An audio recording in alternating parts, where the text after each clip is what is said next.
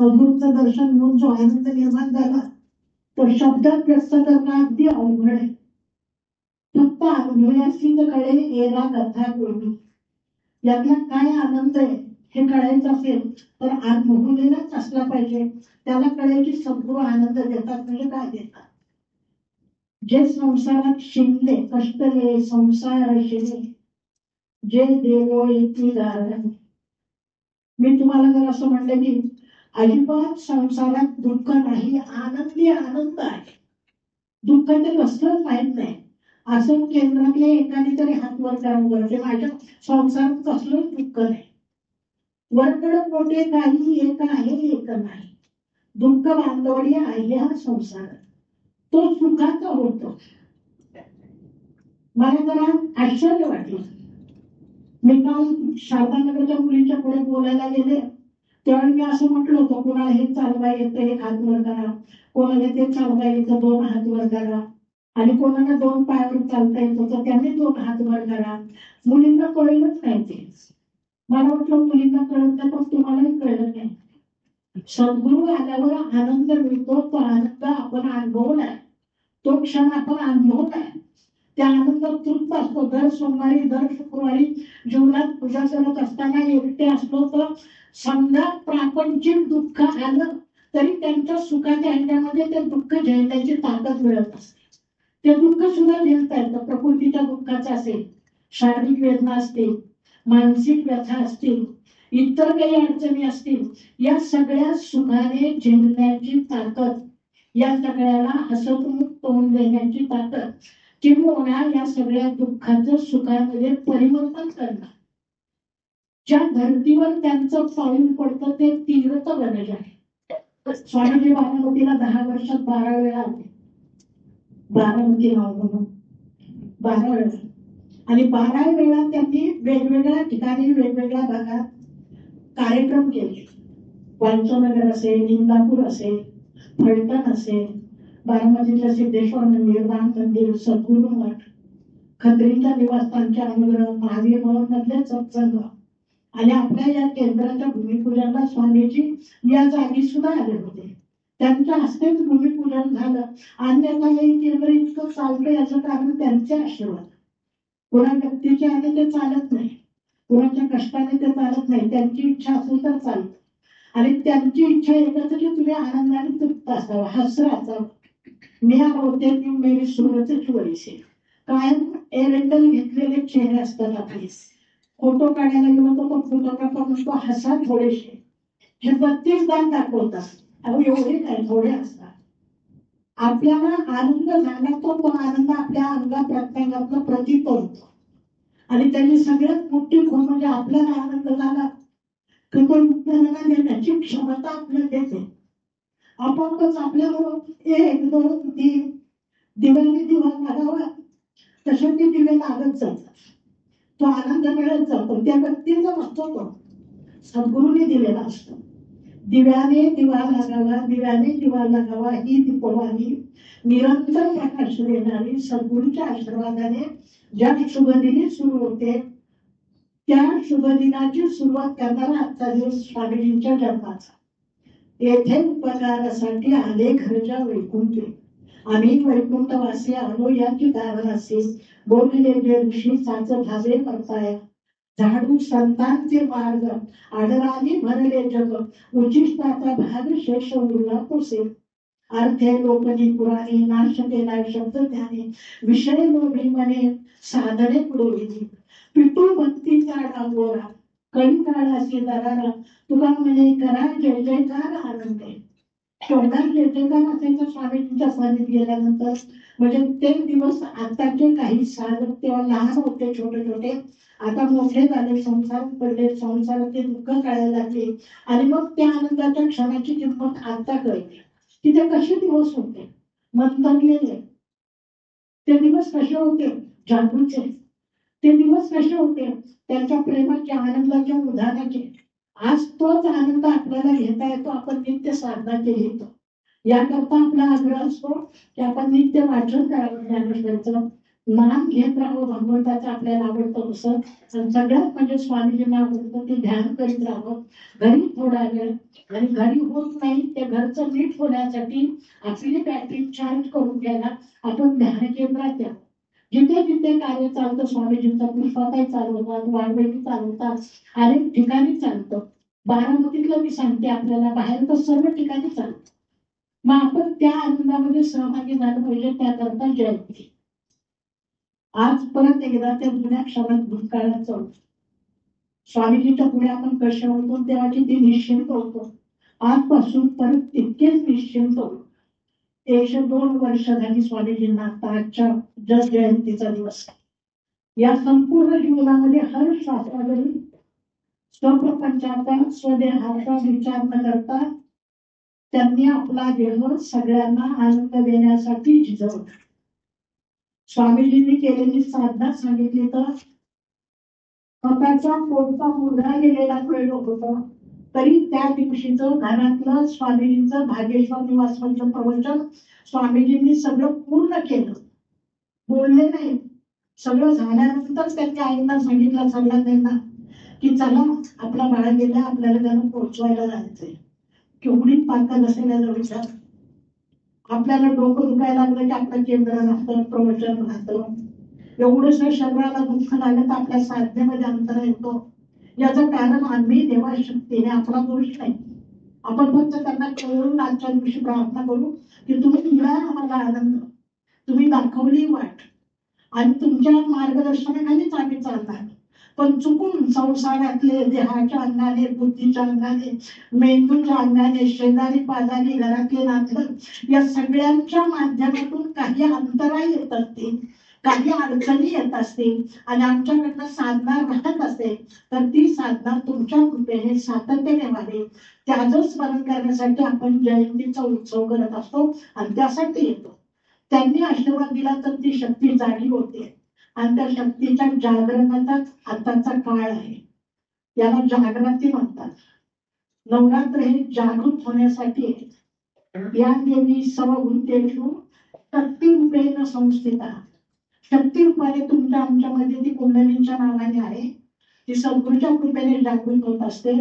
तिचा उत्सव 9 दिवस सर्व जगात हिंदू पण जिथे असेल तिथं केला जातो. तिथं जागरण आहे आणि त्या मातेचं जागरण करण्याकरता आपण तिला सुद्धा काही प्रार्थना करत असतो. आणि गुरु एक माता आहे. गुरु जसा पिता आहे, गुरु माता, गुरु पिता, गुरु बंधू, गुरु सखा, सगळे नाती त्यांच्याशी.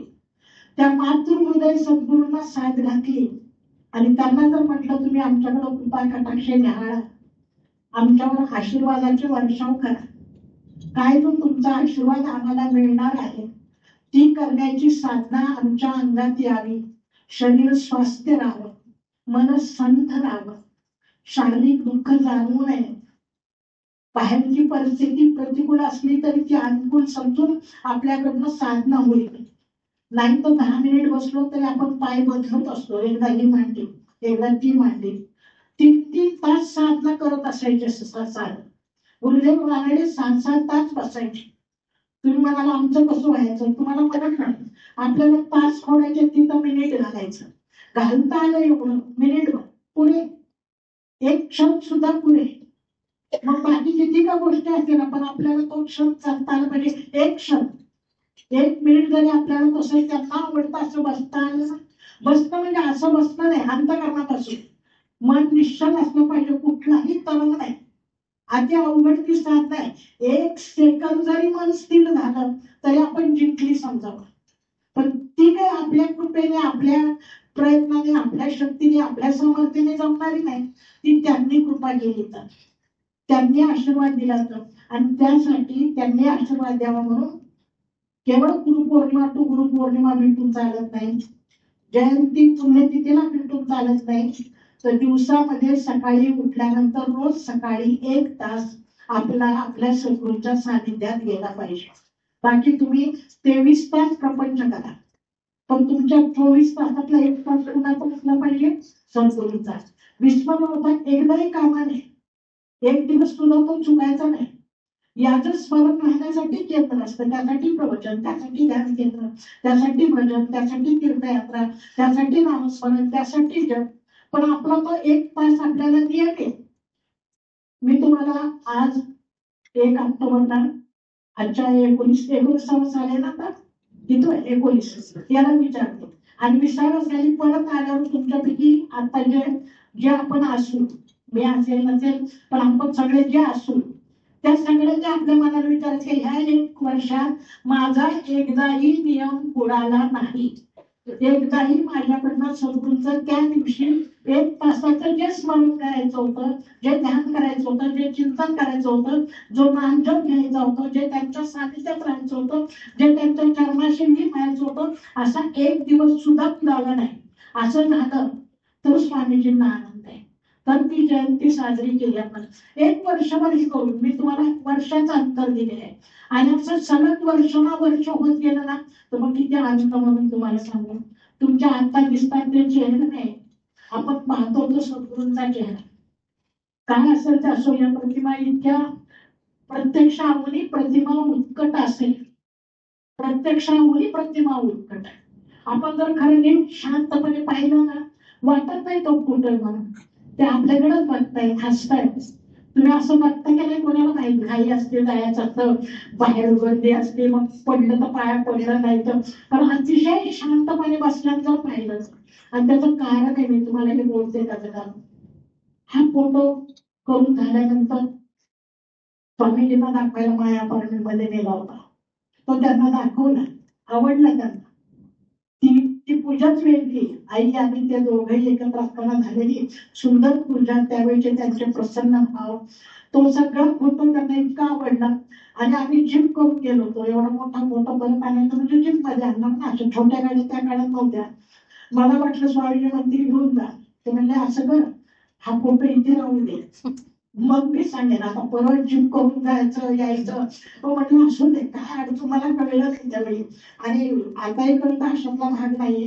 पण मी म्हटलं ठीक आहे, मग कधी न्यायला येऊ, बोलवे म्हणाले. जवळजवळ 1 महिना स्वामीजींनी आपल्या घरामध्ये शय्यागृहात जिथे ते सतत असायचे तिथं ही प्रतिमा ठेवली होती. त्यातला आनंद मला इथे कळतो. आज मी अनुभूती घेते, तुम्ही येत नाही ते बोलवतात, तुमची काय ताकद आहे, तुम्ही यायचं ठरवलं ते येण्याची. त्यांनी असं काही तुम्हाला एक अट्रॅक्शन निर्माण केलेलं आहे, अशी एक शक्ती दिलेली, असा एक आनंद दिलेला आहे की जिथं त्यांचे चरण पडतात ते तीर्थ म्हणतात तिथं आपोआप लोक येत असतात. म्हणून बाळातीला का, घेऊला का, ध्यान मंदिरमध्ये का, पावसला का, तर तिथे तिथे सद्गुरू असतात म्हणून. आणि म्हणून आपण येत राहा, माझा आग्रह आहे. आदर करायला नेहमीच असेल असं नाही, पण केंद्र नेहमीच असेल. स्वामीजी नित्य या ठिकाणी असतील, चरण पादुका दिलेल्या, त्या चरण पादुकांचं सुद्धा वैशिष्ट्य मी तुम्हाला सांगितलं होतं की जेव्हा सगळी बारामतीतली मुलं, आज त्यातला एक पण राहिला नाही, तर ती सगळी मुलं म्हणायची आपल्याला पादुका आणायच्या, आपल्याला पादुका आणायच्या, आपण मागूया. मी नाही मागणार म्हटलं, तुमच्या तुम्ही बघा. गेले स्वामीजींच्याकडे, स्वामीजी आम्हाला चरण पादुका हव्यात. कुणी सांगितलं, त्या सगळ्यांनी सांगितलं सरळताईने.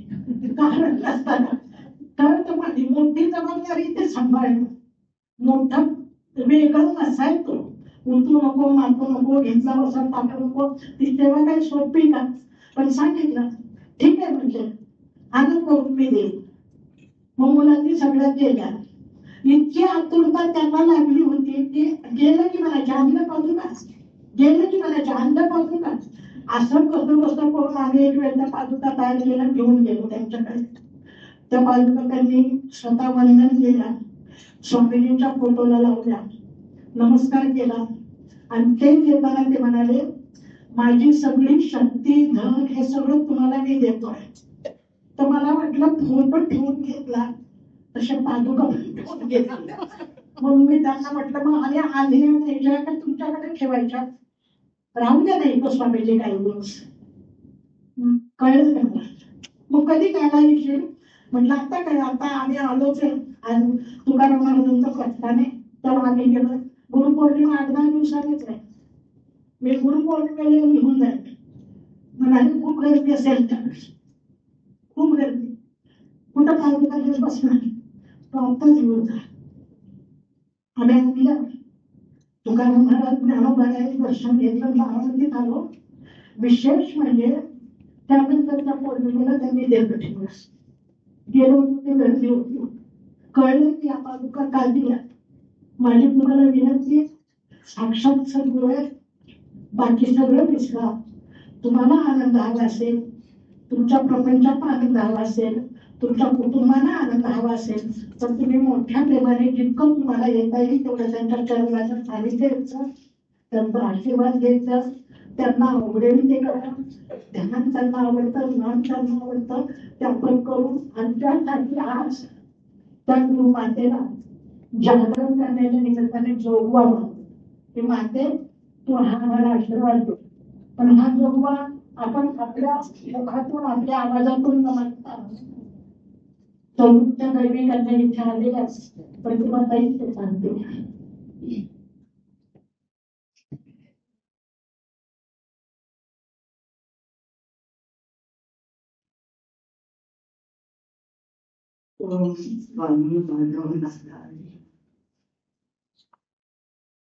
नाथ महाराजांनी लिहिलेला जोगवा आहे.